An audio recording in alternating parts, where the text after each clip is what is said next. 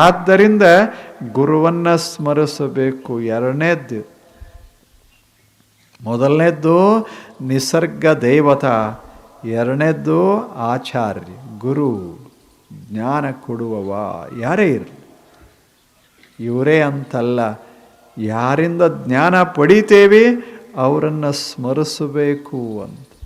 ಎದ್ದ ಬಳಕೆದು ದಿವಸ ತುಂಬ ಅಲ್ಲ, ಎದ್ದಾಗ ಮಾಡೋ ಕೆಲಸ.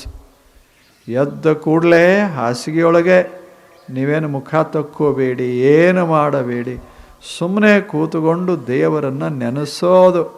ಮೊದಲ ಮನಸ್ಸು ಸ್ವಚ್ಛ, ಆ ಬಳಿಕ ಮೈ ಸ್ವಚ್ಛ. ನೆನೆಸೋದು. ಎರಡನೇದ್ದು ದೇವನನ್ನು ನೆನೆಸೋ, ಗುರುವನ್ನು ನೆನೆಸೋದು. ಅವರು ಹೇಳಿದ ಒಂದು ಮಾತನ್ನು ನೆನಪ ಮಾಡಿಕೊಳ್ಳೋದೇ ಗುರುಸ್ಮರಣ. ಅದು ಜ್ಞಾನಿಗಳ ಸ್ಮರಣ, ಸಂತ ಮಹಂತರ ಸ್ಮರಣ, ಅಂಥ ಮಹಾ ಅನುಭಾವಿಗಳ ಸ್ಮರಣ ಒಂದು ಕ್ಷಣ ತಲೆಯೊಳಗೆ. ಬುದ್ಧ, ಯಾಜ್ಞವಲ್ಕ್ಯ, ಮಹರ್ಷಿ ಪತಂಜಲ, ಶಂಕರಾಚಾರ್ಯ, ಇಲ್ಲೇನು ಆ ಬಳಿಕ ಮಹಾವೀರ, ಜ್ಞಾನೇಶ್ವರ, ಬಸವಣ್ಣ ಜ್ಞಾನ ಕೊಟ್ಟವರು. ಸುಮ್ಮನೆ ಒಂದು ಕ್ಷಣ ನೆನೆಸು ಮನುಷ್ಯನ.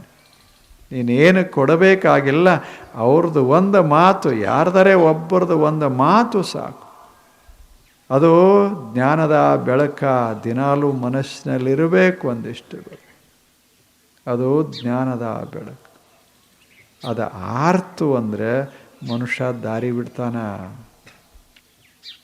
ಬಲ್ಲವರ ಮಾತು ನೆನಪಿತ್ತು ಅಂದರೆ ಮನುಷ್ಯ ದಾರಿಯೊಳಗಿರ್ತಾನ. ಬಲ್ಲವರು ಹೇಳಿದ ಮಾತೇ ಮರೆತು ಹೋಯಿತು ಅಂದರೆ ದಾರಿ ಬಿಡ್ತಾನಷ್ಟೆ. ಬಿಟ್ಟ ಬಳಿಕ ಜೀವನ ಅಸ್ತವ್ಯಸ್ತವಾಗ್ತದೆ.